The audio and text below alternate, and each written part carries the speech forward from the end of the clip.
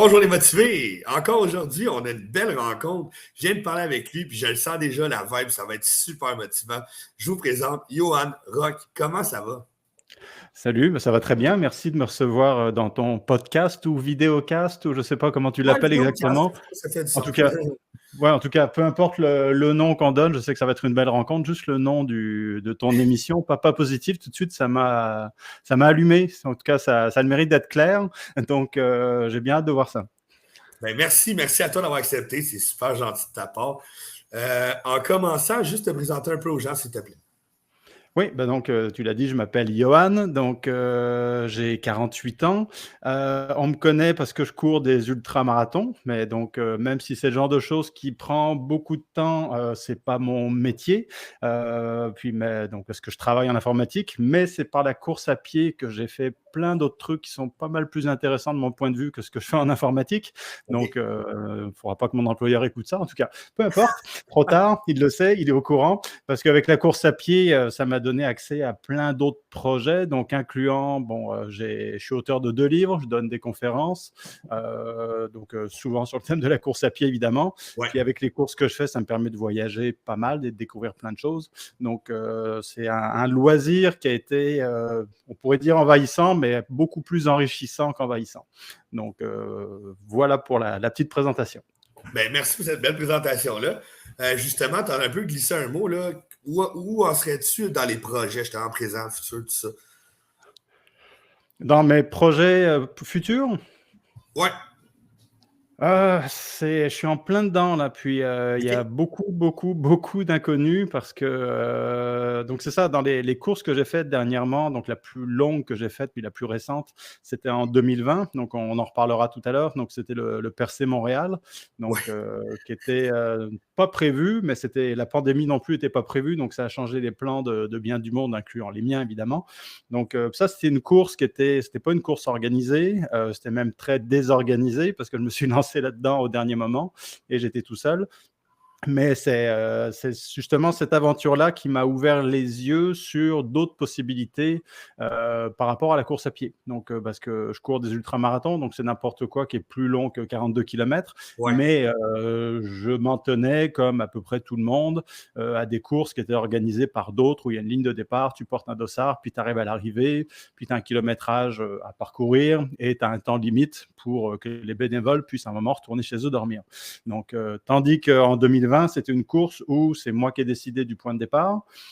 J'ai décidé du temps que j'avais devant moi, qui était limité par mes vacances dans ce cas-là, et c'est moi qui ai déterminé la ligne d'arrivée. Donc, le départ, ça a été percé. La ligne d'arrivée, c'était le Mont-Royal. Et ça a changé pas mal Oui, c'est un peu long, je sais, mais bon, c'est Un peu. ça quand Un on met peu. pas de dossard, on peut faire ce qu'on veut, donc incluant n'importe quoi. Heu, Wow. mais toujours est-il que ça m'a ouvert les yeux sur le fait que la course à pied, même si je le savais, mais tant que j'étais pas contraint de le faire, tu peux faire ce que tu veux. Tu es pas obligé d'attendre que quelqu'un organise une course pour aller courir. Donc c'est un Ouais. petit peu OK. évident, mais par habitude, parce qu'on a tendance à faire un peu comme tout le monde, je ne faisais que des courses organisées et je ne prenais pas le temps de faire mes propres aventures. Sauf que j'y ai goûté et puis évidemment, j'ai adoré ça. Je peux pas dire que j'ai adoré courir pendant 2 semaines, ça a été difficile par moments, mais curieusement, j'ai envie de recommencer. Donc pour Wow. 2023, Ouais. pas cette année parce que ni l'an dernier, donc c'était en 2020 ma longue course. 2021, je savais que ce serait trop proche. 2022, cette année, j'étais pas sûr que le virus aurait fini de nous gâcher la vie. Puis je Ouais. me suis pas trop trompé, hein, à force, on a tous appris en disant ça va être fini bientôt, ça va être fini bientôt. On va se donner 2 ans. Donc ce serait l'année prochaine. Donc par contre, ce sera beaucoup plus long. Donc j'en dis pas plus pour l'instant parce que c'est un OK. petit peu trop embryonnaire et ça implique une organisation. Bon, il y a la préparation physique et la préparation mentale, mais ça, c'est un petit peu la base. Mais là, vu que ce sera une aventure qui va durer plusieurs mois, là, ça ne rentre plus dans des vacances. Ça va poser des problèmes avec mon emploi, forcément. Il va falloir que je m'organise en fonction de ça. Il y aura des défis au niveau familial, au niveau financier, au niveau tout. Donc, c'est pas évident parce que justement, Non, les courses organisées, même si c'est des ultras qui sont très longs, donc je m'étais spécialisé entre guillemets dans les courses de 160 km. OK. Sauf que 160 km, ça se fait en une fin de semaine. Donc, c'est long de courir toute une fin de semaine, mais tu pars le samedi, le dimanche, c'est réglé. Mais là, je partirai pour plusieurs mois. Donc, on est complètement ailleurs au niveau de la logistique. Et j'y pense depuis le mois de décembre dernier. Là, on est en juin. Et j'ai pas beaucoup de réponses à toutes les questions que je me suis posées. Donc, OK. C'est encore bien comme tu dis. ouais, puis le départ serait normalement au mois de mars 2023. OK. Donc, ce qui fait que le sablier s'écoule, le temps passe et les questions restent. Donc, ça devient intéressant et de plus en plus stressant. Mais ça va se faire. OK, cool. Ben, j'ai hâte de suivre ça. Je ne sais pas comment, mais ça va se faire. Ben, excellent. J'ai bien hâte de suivre ça de près parce que ça va être intéressant, c'est sûr. Puis sinon, au niveau des obstacles, justement, là, tu en vis déjà présentement, là, mais des obstacles que tu aurais vécu ou que tu vis, puis comment tu as fait pour les traverser? Ouais, mais là, à chaque fois qu'on me pose une question qui ressemble à ça, ou où je veux présenter justement ce que les ultramarathons m'ont appris, puis qui a été le plus instructif, je reviens souvent à, en fait, c'est le premier 100 miles. Donc, parce que 100 miles dans les ultramarathons, c'est une distance qui est relativement standard, donc 160 km à peu près. Puis j'en avais essayé un quelques années avant, donc en 2011, je crois que j'avais abandonné relativement vite, mais je me suis remis en 2013 sur cette distance-là, et c'est le premier que j'ai terminé. Et forcément, quand tu te lances pour une course qui va durer 20, 25, 30 heures, tu peux pas t'imaginer, tu peux pas espérer que tout va aller bien jusqu'à la fin. En fait, c'est garanti que quelque chose va aller mal. Puis là, c'est allé très mal. Pas relativement vite, il a fallu dépasser la moitié de la course pour que tout foute le camp. Et puis là, c'était la météo qui m'est tombée dessus, parce que quand tu cours pendant des heures aussi, la météo peut changer. Puis tu pars le jour, puis tu continues la nuit, puis tu vas continuer le jour suivant. Donc les variations de température et de météo font partie de la course. Mais j'avais comme pas vraiment compris ça à ce moment-là, donc je l'ai découvert en cours de route. Et c'est donc la première journée de course, il faisait relativement beau, il faisait relativement doux, mais arrivé au soir, donc après déjà une bonne douzaine d'heures à avancer, ben là il s'est mis à pleuvoir, puis la température a baissé d'à peu près une dizaine de degrés. Donc puis j'étais pas du tout équipé pour, parce que j'y avais pas pensé. Donc ce qui devait arriver arriva, ben, j'ai eu froid, mais j'ai eu suffisamment froid que je suis tombé à la limite de l'hypothermie, donc ce qui est particulièrement désagréable et même potentiellement dangereux. Donc j'avais à peine dépassé la moitié de la course que je me suis retrouvé donc à un point de ravitaillement où là j'étais enroulé dans une couverture au coin du feu à essayer de juste me réchauffer, donc pour éviter des problèmes plus graves. Donc j'étais pas véritablement en hypothermie, mais ça commençait à être problématique. Aïe aïe. Donc je suis resté là pendant 2 heures, et puis j'étais tellement mal que à ce moment-là, j'étais pas en train de me dire ma course est foutue ou quoi que ce soit, j'étais en train de me dire je veux pas tomber en hypothermie. C'était très simple. Donc j'étais pas en train de penser à tout ce qui m'attendait, à tout ce que je devais faire. C'était en mode survie, même si j'étais pas en danger vraiment impressionnant à ce moment-là. Mais disons que c'était suffisamment confortable pour que ce qui m'occupe l'esprit, c'est j'ai vraiment froid, c'est vraiment désagréable, il faut que je me réchauffe. Et puis à un moment, donc j'étais peut-être à 90 km sur 160, il y avait des ravitaillements à peu près tous les 8-10 km. Je me suis dit, bon, je peux soit faire soit arrêter ma course, ou me dire, est-ce que je suis assez en forme pour atteindre le ravitaillement suivant, donc qui était à peu près à 8 km. Donc c'était le seul truc que je pouvais envisager. Je ne pouvais pas envisager d'atteindre la ligne d'arrivée, parce qu'il m'en restait encore 70 km, mais est-ce que je peux faire 8 km de plus ? Puis là, je me dis, je vais essayer. Puis si jamais ça ne fonctionne pas, je ferai demi-tour, puis je reviendrai au ravitaillement, puis là, j'abandonnerai. Mais si je peux faire 8 km de plus, on verra au ravitaillement suivant dans quel état je me trouve. Donc, je suis parti et j'ai fait 8 km de plus et je me suis rendu à un ravitaillement de plus. Et puis là, je me suis arrêté à nouveau parce que ça n'allait pas. J'avais envie de vomir, puis je n'étais pas bien parce que l'hypothermie m'avait quand même bien affecté. Et puis, j'ai pris tout le temps qu'il fallait à ce ravitaillement-là pour me remettre sur pied, pas vraiment, mais pour me dire, OK, je me sens assez en forme pour aller au ravitaillement d'après. Ah ouais. Donc, je suis reparti au ravitaillement d'après, je l'ai atteint. Là, je me suis encore arrêté 15, 20, 30 minutes au coin du feu, à me faire nourrir par les bénévoles. Puis, au bout de 15, 20 minutes, je suis reparti au ravitaillement suivant, etc., etc. Donc, tout ce qui m'occupait l'esprit, c'était à chaque fois, je me repose assez longtemps pour pouvoir faire un petit bout de plus, et ensuite, je me repose pour pouvoir faire un petit bout de plus. À force de faire ça, évidemment, je suis arrivé à la ligne d'arrivée. Aïe, aïe. Donc, mais je me suis rendu compte après coup, bon déjà j'ai fini 3e, puis là je mentionne pas ça pour me péter les bretelles, c'est parce que Non, wow. j'ai fini 3e parce que 75% des coureurs ont abandonné cette journée-là. OK. Donc les conditions étaient épouvantables, donc tu Non, finis sur le podium par élimination. Ouais, mais quand même, Il y a tu l'as tellement, fait. oui, mais ça a été ça la différence, c'est une Ça l'a fait. prime à ceux qui ont terminé. C'est pas du tout une question de vitesse, mais c'est tu Non. termines et Wow. forcément tu seras plutôt bien classé, tellement on est peu nombreux, puis Ouais, tellement ouais. il y en a qui ont abandonné cette course-là. Puis moi, ce que je m'en suis rendu compte après coup, parce que pendant j'étais trop en plein dedans, mais après coup je me suis dit, hey, bizarrement, malgré les conditions épouvantables, malgré l'état dans lequel j'étais, il y a un truc qui m'a jamais passé par l'esprit, c'est abandonner la course. Bizarrement, alors que tout aurait été aligné pour dire ok, ça va trop mal, j'arrête. J'y ai jamais pensé. Le seul truc auquel je pensais, c'est est-ce que je peux faire un petit bout de plus. Il y a un truc auquel j'avais jamais pensé non plus pendant cette course-là, c'est atteindre la ligne d'arrivée. Donc là, après, ça m'a appris quelque chose comme ok, parce que quand tu regardes une carte puis que tu traces 160 km, c'est vraiment long. C'est vraiment long. Là. Puis là, je l'ai fait dans des conditions qui étaient vraiment pénibles, Ouais. donc les conditions extérieures, mais la manière dont je me sentais, c'était la pire course. Comme je me suis jamais senti aussi mal. Et c'est cette journée-là où j'ai fait ma plus longue distance à vie et de loin. Donc là, je me dis, qu'est-ce qui s'est passé exactement? Pourquoi est-ce qu'il fallait que les conditions soient épouvantables pour que je trouve la clé pour arriver au bout d'un truc qui est démesuré?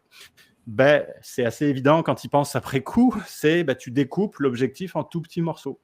Donc, plutôt que de penser à la ligne d'arrivée qui est trop loin, surtout quand ce qui te sépare de la ligne d'arrivée, c'est une hypothermie, et puis de la boue, puis de la pluie, puis la nuit, puis une nuit blanche, puis la fatigue, tu dis non, c'est trop loin, c'est trop compliqué. Si tu penses à ça et tout ce qui t'attend et que tu ne connais pas forcément, tu dis ça vaut même pas la peine.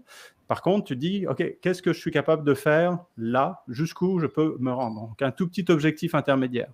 C'est ça. Et puis, graduellement, tu avances et puis tu finis par arriver au bout de cet énorme truc, malgré tout ce qui conspirait a priori contre toi. Donc, longue histoire pour dire que ça s'applique à n'importe quoi dans la vie et n'importe quel projet. Puis ça, je l'ai compris en cours de route aussi, quelques années plus tard, quand j'ai travaillé sur mon premier livre, puis après le deuxième livre. Ça aussi, ce sont des projets à très long terme. Quand tu penses à faire un livre, t'en as pour 2, 3, 4 ans. Okay. C'est très très long. Donc moi en plus c'est des livres avec des photos, donc il y a la partie écriture qui est déjà pas immédiate. La partie photo, c'est loin d'être immédiat aussi. Puis après il y a tout le travail d'assembler le tout, la mise en page, etc. Donc c'est un projet qui est super long. Okay. C'est la même chose si tu te dis je veux faire un livre, mais ça va me prendre 4 ans, c'est trop long, je le ferai pas. OK, donc tu viens d'arrêter avant même d'avoir commencé parce que tu te décourages de tout ce qu'il y a devant toi. Vaut mieux pas trop y penser. Par contre, qu'est-ce que tu peux faire si tu veux écrire un livre? Prends une feuille de papier et puis commence à écrire au moins une page. Donc, c'est l'équivalent de faire un pas de plus en avant. Donc, c'est infime, ça paraît ridicule, mais c'est le seul moyen qui fonctionne. Et puis, tu en écris un petit peu par jour, ou là, dans mon cas, j'avançais un petit peu, un pas de plus, ça faisait 8 km, ça faisait un ravitaillement, et puis où je prenais une photo de plus, puis j'écrivais un texte supplémentaire, et graduellement, au bout de plusieurs années de travail, non pas, acharné, mais c'était pas un travail constant, mais c'était un travail un petit peu à chaque fois, ça a fini par donner un premier livre.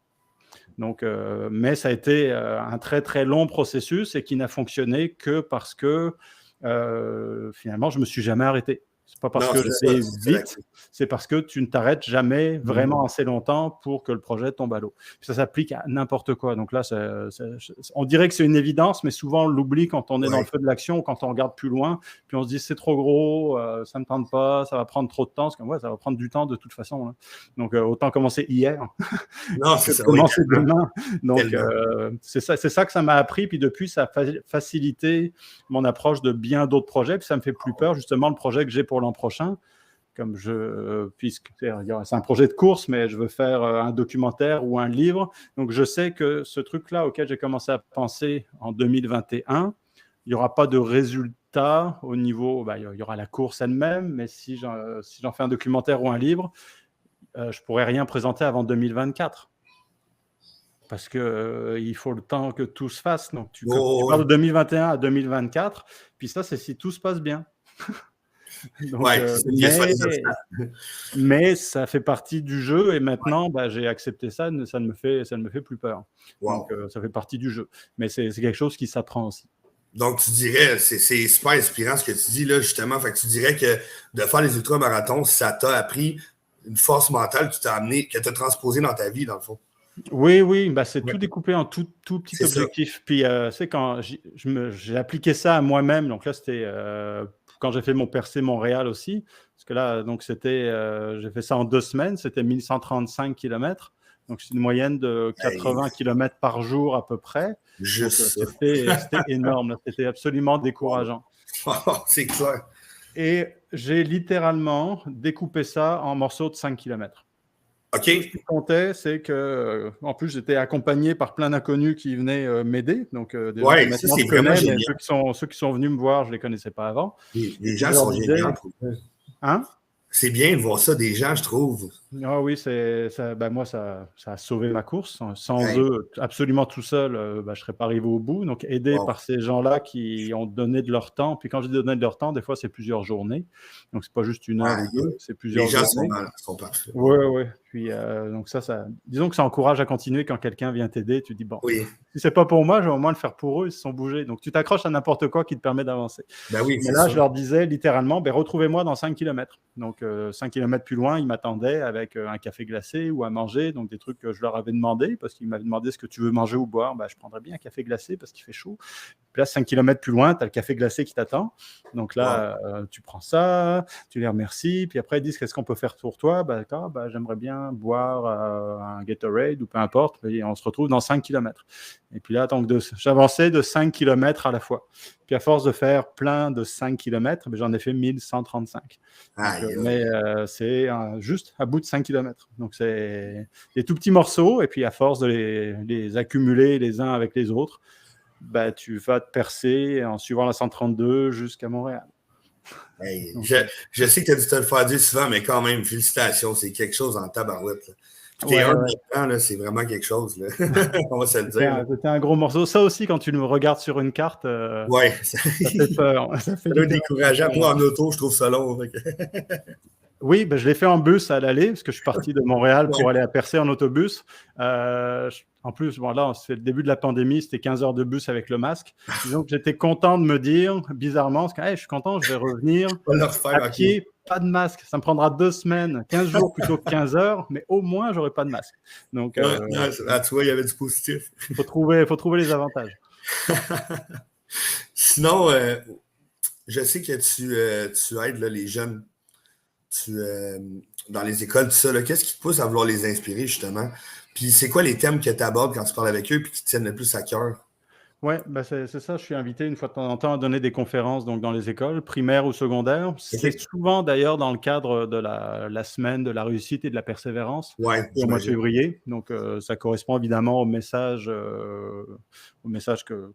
que j'incarne, si on veut, avec les longues courses. C'est sûr que ça demande de la persévérance pour faire des longues distances comme ça. Moi, c'est ça. Ce que je veux leur apprendre, c'est justement ce dont on vient de parler, c'est-à-dire tu peux te fixer des gros objectifs, il ne faut pas avoir peur, mais faut être conscient aussi que ça va prendre du temps. Et puis que tout ce que j'ai maintenant réalisé, il y a des choses, ça a été au bout d'une année ou d'un entraînement, il y en a d'autres, ça a été au bout, par exemple, ça fait maintenant 17 ans que je cours. Donc, il y a des choses que j'arrive à faire maintenant parce que ça fait 17 ans que je travaille dans cet objectif-là. Donc, 17 ans, quand tu parles à un gamin de 12 ans, c'est 1 fois et demie son existence. Ouais. Donc, pour eux, c'est peut-être gros. Mais donne-toi le temps, il n'y a rien d'immédiat. Puis, si tu travailles sur quelque chose de manière régulière pendant des années, tu vas devenir excellent. Mais ce ne sera pas du jour au lendemain. Et puis après, je leur parle aussi souvent, parce que là, Là, je viens de dire, bon, ça fait 17 ans que je cours. Oui, formidable. Sauf que dans ces 17 années-là, j'ai quand même abandonné la course à pied 3 fois. Donc, si tu regardes de loin, tu te dis, si tu vas juste sur les réseaux sociaux, ça c'est souvent l'image qu'on donne ou qu'on projette ou que les gens perçoivent. C'est comme, il est toujours motivé, ça va toujours bien. C'est comme la réponse est non, ça va pas toujours bien. Je suis pas toujours motivé. Par contre, est-ce que je passe mon temps à me plaindre sur les réseaux sociaux que je suis pas motivé? Ce serait pas super agréable non plus. Pas productif. Mais sauf que dans les 17 dernières années, j'ai abandonné la course à pied 3 fois quand même. Donc, puis la première fois, j'ai commencé à courir en 2005. Moi, j'ai couru 3 mois, puis après, j'ai abandonné la course. Donc, dès le début, ça a été un faux départ. Je me suis remis en 2006. En 2011, j'ai quasiment pas couru de l'année parce que j'avais une perte de motivation complète. Et puis, quand mon premier livre est sorti en 2016, quelques semaines après, j'ai arrêté la course du jour au lendemain pendant une dizaine de mois où j'ai pas couru du tout. Perte totale de motivation, etc. Et je m'y suis remis en 2017. Et puis, ça a culminé donc, en 2020 avec mon Percé Montréal.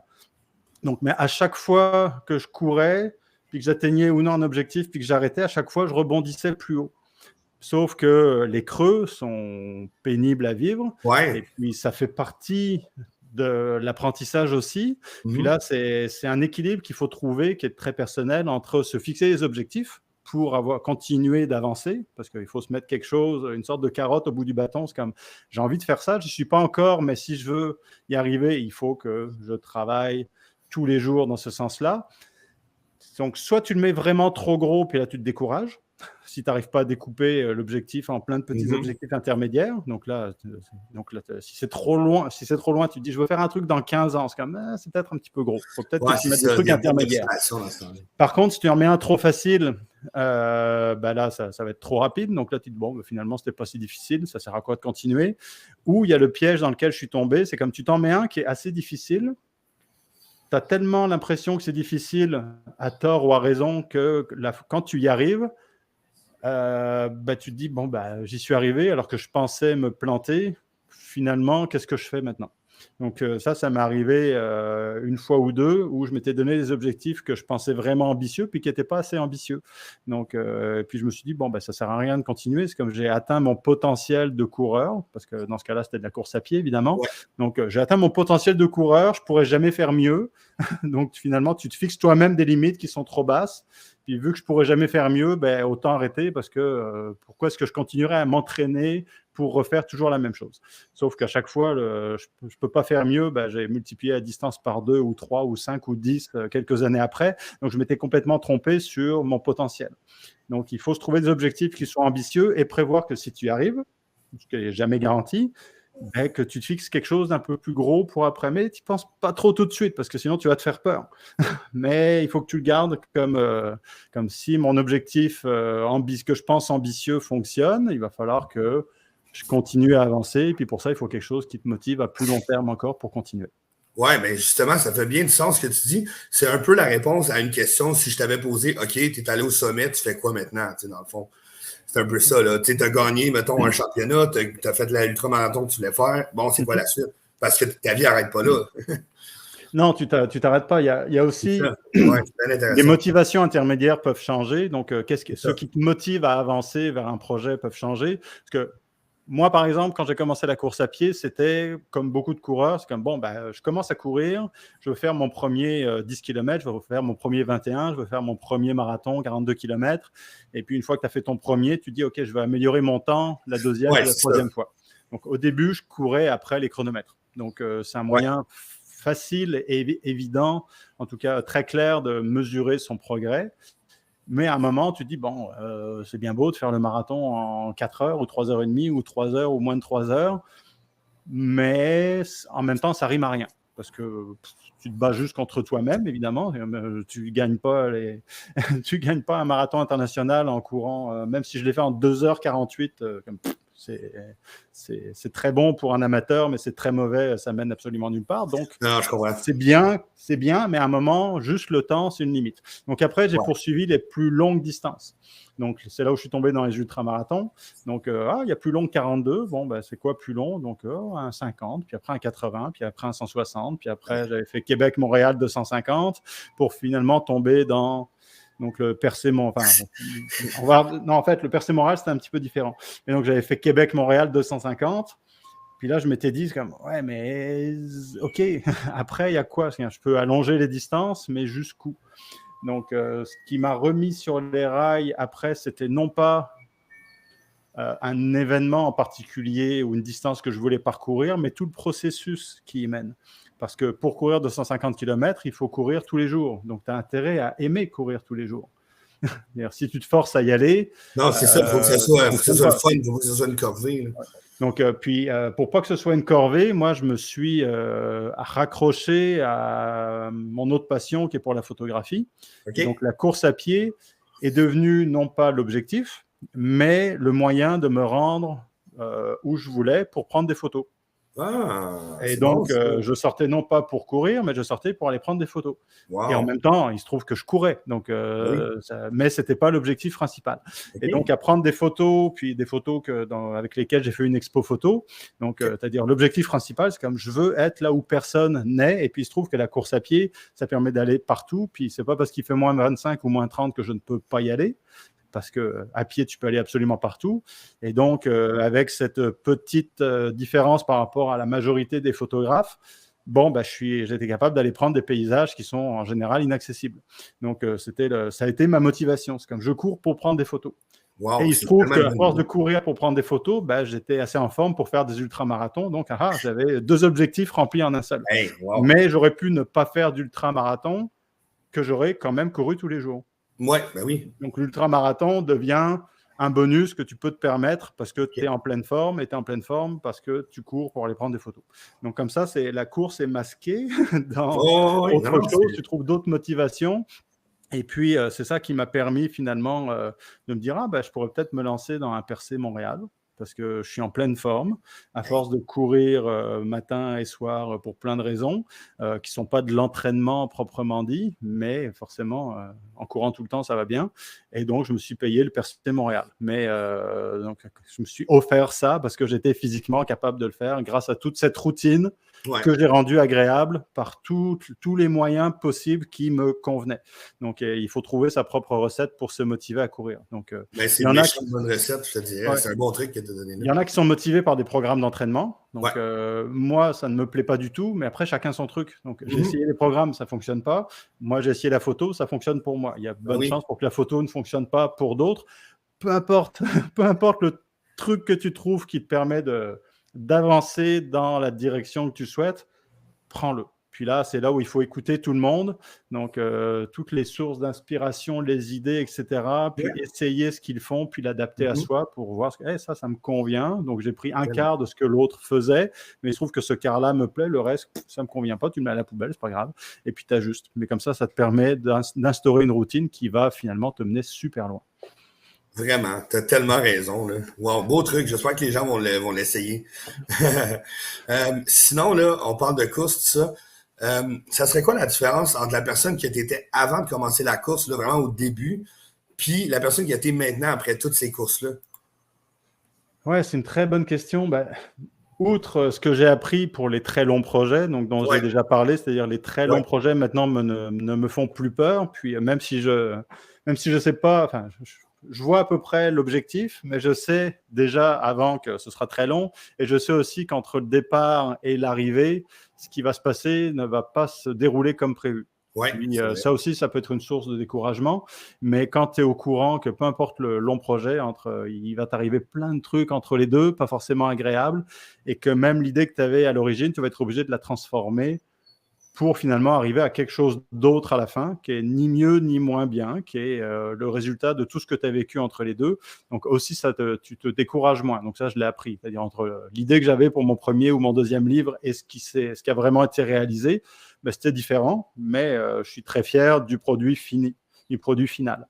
Il y a également justement toute cette patience que j'ai développée, puis aussi d'avoir vécu, parce que là, les 2 livres, par exemple, sont 2 projets qui ont fonctionné. Puis pour chaque projet qui fonctionne, je dirais qu'il y en a 9 qui mènent nulle part. Donc j'ai plein d'idées tout le temps. Il y en a plein qui restent à l'état d'idées. Il y en a que je commence qui vont un peu plus loin. Il y en a que je commence à réaliser un petit peu plus dans l'idée. Il y a même des trucs qui commencent à apparaître. Finalement, ça Ouais. tombe. Mais au final, si tu n'essaies pas plein de trucs, puis que tu ne persévères pas avec plein d'autres idées, plein d'autres possibilités, ben, au final, il n'y aura absolument rien. Donc, les 2 livres qui sont en soi, comme je disais, je suis super fier d'avoir fait ces 2 livres, mais ce sont littéralement 2 projets sur 20 ou 30 ou 40. Ce sont 2 qui ont fonctionné. Les autres, bah, finalement, n'ont jamais vu le Ouais. jour. C'est ça, Donc, les gens ne voient pas ça, là, les choses qui ouais, n'ont pas marché, le travail qu'il y a eu en arrière de ça. ouais. Donc tu te mets plein de... Tu pars un peu dans toutes les directions, puis finalement, ces idées-là peuvent revenir plus Ouais. tard, sous une autre forme, être réintégrées à un autre projet. Donc, tu peux te dire, ah, c'est un échec, j'avais ça comme idée, finalement, ça n'a rien donné. C'est comme, au moins, j'ai appris quelque chose dans l'intermédiaire. Donc, soit que ça ne me plaisait pas, soit que c'était un truc qui n'était pas pour moi, ou que je n'avais pas les compétences à ce moment-là pour le faire comme il faut. Puis, il faudra que j'acquière les compétences graduellement, ou que j'ai besoin d'aide pour aller plus loin, peu importe. Et puis, l'idée que tu as eue qui n'a rien donné il y a 1 an, 5 ans, 15 ans, ben, peut-être que justement, aujourd'hui, 15 ans plus tard, elle va pouvoir se réaliser. Donc, mais à l'époque, ça fait un flop total. Bon, bah, c'était pas le bon moment, c'était pas, je l'ai mal abordé, peu importe, mais après, ça peut revenir. Puis après, tu t'accroches quand même en disant, hey, mais j'ai quand même réalisé ces 2 trucs-là. Par exemple, Ben, les c'est 2 ça. livres, comme ça a marché. Donc, tout le reste, après, tu oublies un petit peu tout ce que tu as lancé qui a rien donné, mais il faut s'accrocher à ce qui a fonctionné, puis se dire, ouais, mais j'ai encore plein d'autres idées, peut-être que je pourrais les déterrer maintenant que j'ai appris tout ce que j'ai appris, puis les mener un petit peu plus loin. Donc, ça, avant, c'est quelque chose que je ne faisais pas, c'est-à-dire, j'ai une idée, puis ça ne fonctionne pas, finalement, je l'abandonne au complet, mais c'est en laissant le temps passer que tu te rends compte que toutes tes bonnes et mauvaises idées finissent quand même par te mener à quelque chose. Donc, ça au final, je trouve que ça donne évidemment extrêmement confiance en soi, parce que tu te dis, j'ai quand même réalisé des choses vraiment intéressantes. Donc, en laissant le temps passer, puis en y revenant encore, puis encore, puis encore. Donc, si j'avais juste tout laissé tomber parce que au premier échec, ça n'avait pas fonctionné, bon, ben, j'aurais absolument rien. Donc, Ouais, non, c'est ça, à exactement. force de se planter à répétition, ben, Merci. justement, il y a 10% qui passent. C'est Ouais. mieux que 0% si Ben j'avais oui, juste tout laissé clairement, tomber. ben oui. Donc, disons que ça fait du bien au moral. Ben, excellent, merci pour ce beau partage-là. Bon, là, j'ai un moment spécial à te demander. J'ai Oui. mon ami Ludovic Fortier-Ouellet, OK? Il travaille super fort. Lui, lui là, dans le fond, Patrice Godin et toi, c'est des idoles pour lui. Il veut courir, il veut être professeur d'éducation physique, il veut être écrivain. Il est en train d'écrire des livres en plus aussi. Puis là, il a vécu quelque chose de vraiment difficile. Dans le fond, il s'entraînait pour le marathon. Ça fait 1 an qu'il s'entraîne, puis il s'est blessé la semaine avant. Ce qui est très dommage. Est-ce que tu aurais un message d'encouragement pour lui?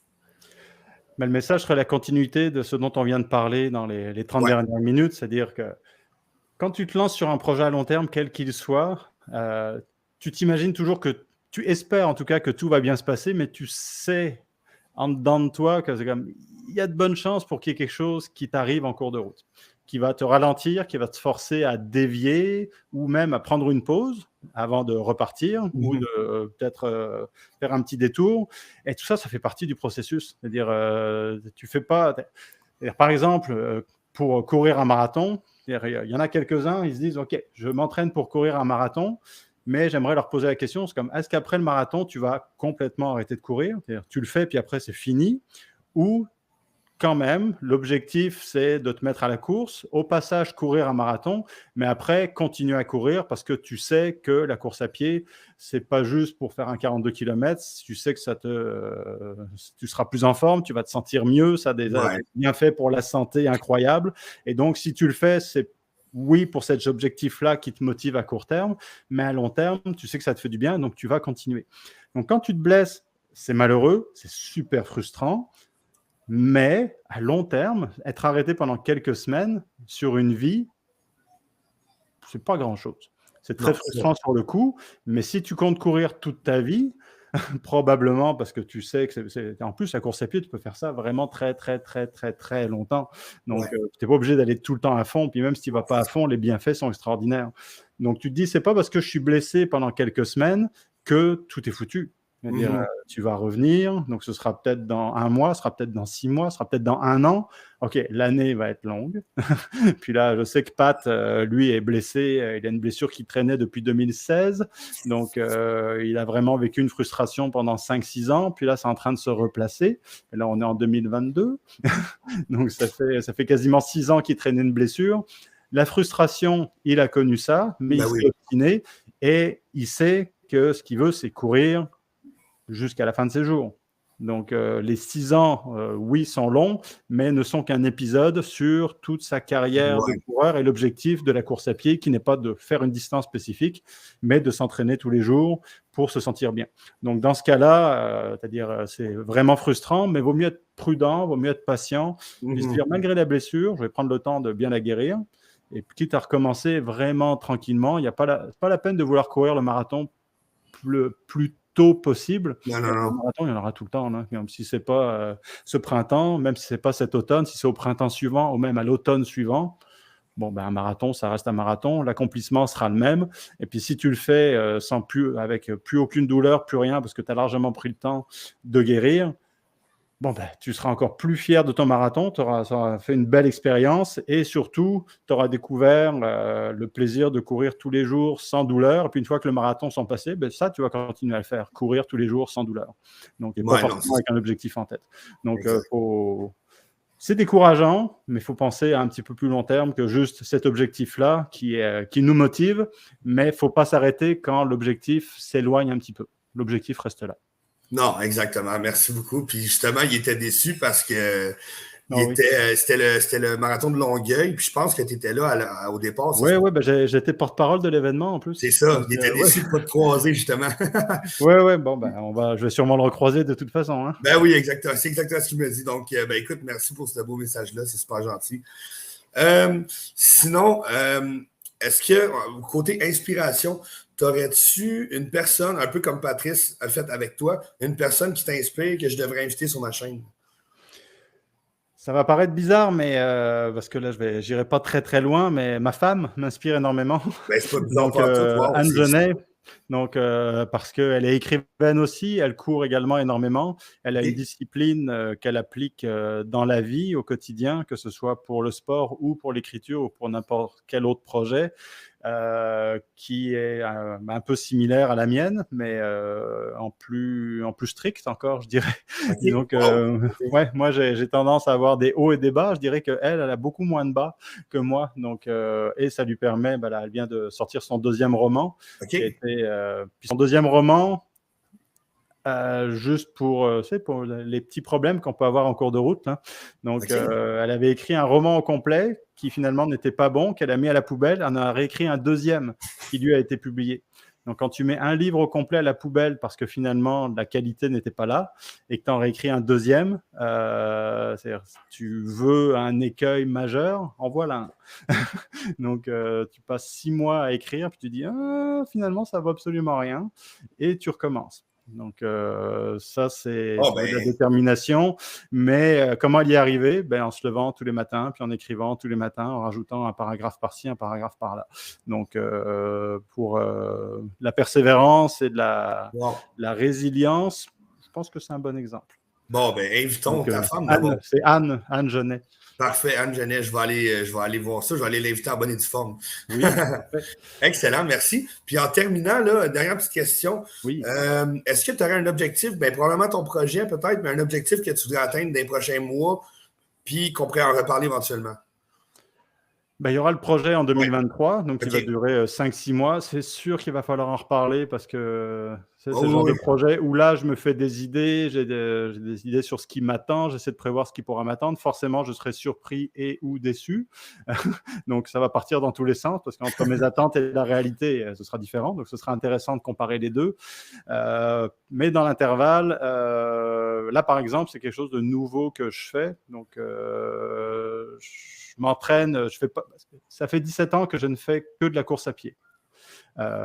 Puis même si mes deux parents sont profs de sport, puis qu'on lit partout que c'est comme la course à pied, c'est bien, mais il faut faire autre chose comme sport. Donc, je m'y suis mis depuis 6 mois, enfin, donc à faire ce que j'appelle la musculation, mais en fait, c'est juste de l'entraînement autre, c'est-à-dire le haut du corps, parce que avant, il ne travaillait pas du tout. Donc, et puis, je me suis surpris à aimer ça. Oh, à OK. force.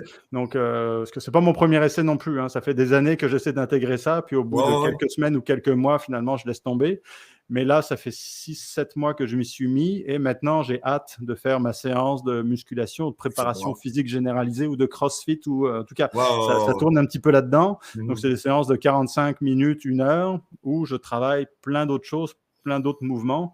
Et moi qui ne jurais que par la course à pied, là, je prends goût à autre chose que la course à pied. Donc, les objectifs sont radicalement différents. Et je vois que mon corps s'adapte et se transforme. C'est super intéressant. Donc, et puis, je me dis, si c'est pour prévenir les blessures, c'est ça. Puis que je ne me suis jamais blessé avant. Donc là, puis en plus, je fais ça. Donc, je devrais absolument pas me blesser jamais. Donc, on va voir si c'est vrai. Mais donc, ça, je suis bien curieux de voir où est-ce que ça va me mener. Donc, en appliquant la même discipline donc, que tu appliques à l'écriture ou à la course à pied. Tu fais quelque chose tous les jours un petit peu. Puis, tu progresses. Puis, au bout de 6 mois, c'est déjà intéressant. Puis, où est-ce que j'en serai dans 1 an, 2 ans, 3 ans? Je ne sais pas. Je le fais tous les jours. Puis, on verra ce que ça donne. Tellement. Écoute, c'est excellent. On reparlera du projet d'abord dans le couple de mois, là, c'est sûr. Oui. Moi, ça m'excite le projet. Là. Je sais même pas c'est quoi. Puis, Oui, non, c'est quelque chose, ça occupe tout mon esprit depuis le mois de décembre, mais forcément, je devrais avoir, j'espère, de bonnes nouvelles dans les prochaines semaines sur la logistique et tout, là, parce que c'est quelque chose que je ne peux pas faire tout seul, donc ça implique forcément de l'aide extérieure. Puis là, c'est pas uniquement de l'aide d'Anne, donc elle ne peut pas tout faire à ma place, c'est absurde. Là. Donc ça implique beaucoup d'autres mondes, puis quand tu impliques plus de monde, ça devient forcément plus complexe. Oui, évidemment. Mais ça va valoir encore plus la peine. Oui, ça oui. Bon, excellent. Écoute, c'est le mot de la fin. Donc, encore une fois, merci énormément. C'était super inspirant. J'ai adoré ça. Merci à toi. J'espère que tu as aimé ça aussi.